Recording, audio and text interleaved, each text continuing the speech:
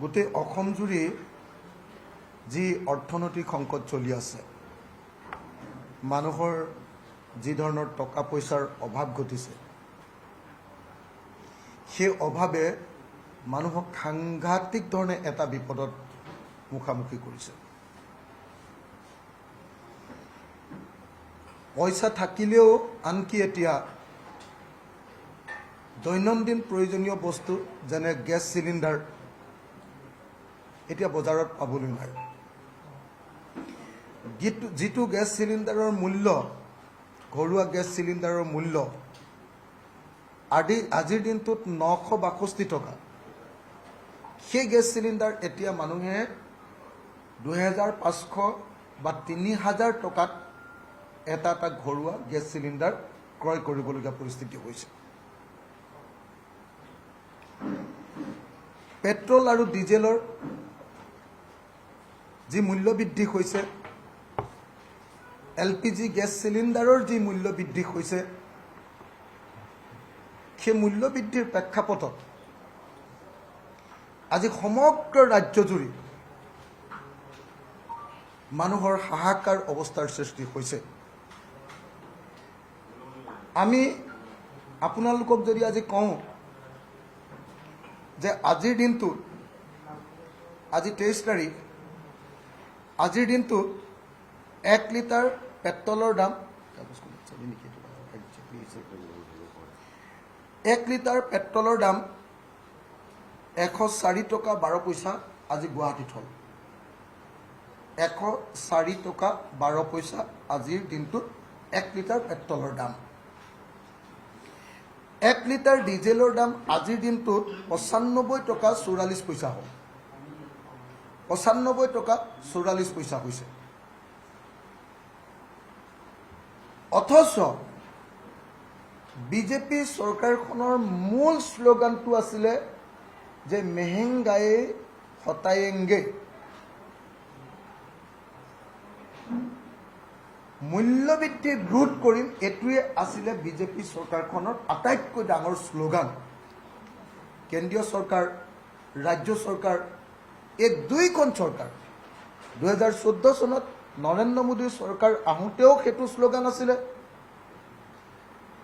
আৰু সৰ্বানন্দ সোণোৱাল আৰু হিমন্ত বিশ্ব শৰ্মাৰ চৰকাৰৰ আটাইতকৈ ডাঙৰ শ্লোগান হ'ল যে মূল্যবৃদ্ধি আমি ৰোধ কৰিম। কিন্তু দেখা গৈছে যে 2014 চনত 1 লিটাৰ পেট্ৰলৰ দাম আছিলে 75 টকা 51 পইচা। সেইটো বাঢ়ি বাঢ়ি বাঢ়ি বাঢ়ি গৈ 95 টকা হ'ল। কমোৱাৰ কথা আছিলে। আৰু এতিয়া আন্তঃৰাষ্ট্ৰীয় সংকটৰ দোহাই দি আজিৰ দিনটোত 1 লিটাৰ পেট্ৰলৰ দাম হ'লগৈ 104 টকা 12 পইচা।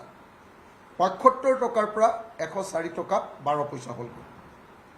ডিজেলৰ দাম আছিলে 58 টকা 40 পইচা, আৰু আজিৰ দিনটোত সেই 58 টকা 40 পইচাৰ ডিজেলৰ দাম 95 টকা 44 পইচালৈ বৃদ্ধি পালে। LPG গেছ চিলিণ্ডাৰৰ দাম যিটো 414 টকা আছিলে নৰেন্দ্ৰ মোদীৰ শাসনলৈ অহাৰ আগতে, সেই 414 টকাৰ ঘৰুৱা LPG চিলিণ্ডাৰৰ দাম এতিয়া 962 টকালৈ বৃদ্ধি পালে। আৰু আপোনালোকে সকলোৱে জানে যে বাণিজ্যিক গেছ চিলিণ্ডাৰৰ দামটো যি বৃদ্ধি পালে, সেইটো এটা ভয়াৱহ সংখ্যা। এতিয়া আপুনি যদি চাই, আমি যদি চাওঁ, এই মুহূৰ্তত মানুহৰ কাৰণে আটাইতকৈ ডাঙৰ সংকটৰ বিষয়টো হৈছে সময়মতে গেছ নাপায়, গেছ চিলিণ্ডাৰ নাপায়। দ্বিতীয় ডাঙৰ সংকটৰ বিষয়টো হ'ল যে গেছ চিলিণ্ডাৰ সাংঘাতিক ধৰণে ব্লেক মাৰ্কেটত বিক্ৰী হৈছে। আৰু এটা গেছ চিলিণ্ডাৰ যিটো 962 টকাত পাব লাগে, সেইটো 2500 বা 3000 টকাতহে কিনিব পৰা যায়। এতিয়া কল্পনা কৰক যে দুখীয়া মানুহৰ যেনে তেনে যিকোনো ইনকাম কৰি 10,000, 12,000, 15,000 ইনকাম কৰি যেনে তেনে গুৱাহাটীত বসবাস কৰা বা নগৰবিলাকত বসবাস কৰা এটা পৰিয়াল, যাৰ কাৰণে মাহেকত এটা গেছ চিলিণ্ডাৰ কিনাটো এটা সদায় চেলেঞ্জ, 962 টকা দিয়াটোৱে অলপ টান কাম, তেওঁলোকৰ কাৰণে এটা গেছ চিলিণ্ডাৰ এই মুহূৰ্তত ব্লেকত, কাৰণ কাৰ্ডত এতিয়া গেছ চিলিণ্ডাৰ নাপায়, ব্লেকত এতিয়া 3,000 টকাকৈ কিনিবলগীয়া পৰিস্থিতি হৈছে আজিৰ দিনটোত। সেইকাৰণে আমাৰ ৰাইজৰ দলৰ প্ৰথম দাবীটো হ'ল যে অন্তত পক্ষে 3টা বস্তুৰ দাম কমাব লাগে। এটাৰ দাম এটা হ'ল গেছ চিলিণ্ডাৰ, LPG গেছৰ দাম কমাব লাগে, এটা কমাব লাগে পেট্ৰল, আৰু এটা কমাব লাগে ডিজেলৰ দাম। আজিৰ দিনটোত আপোনালোকে যদি চাই, এই যে 104 টকাৰ 1 লিটাৰ পেট্ৰল, তাত চেণ্ট্ৰেল গভৰ্ণমেণ্টে 19 টকা 90 পইচা এক্সাইজ টেক্স লয়, 20 টকা দাম। গতিকে চেণ্ট্ৰেল গভৰ্ণমেণ্টে এই মুহূৰ্তত ক্ৰাইচিছৰ সময়ত এই 20 টকাটো যদি কমাই দিয়ে, যদি কয় যে আমি এক্সাইজ যিটো নলওঁ এই সংকটকালীন সময়ত, তেতিয়া লগে লগে 1 লিটাৰ পেট্ৰলৰ দাম 20 টকা কমি যাব। তেতিয়াহ'লে 1 লিটাৰ পেট্ৰলৰ দাম 84 ৰুপিজ হ'ব। গতিকে এই মুহূৰ্তত আমি চেণ্ট্ৰেল গভৰ্ণমেণ্টক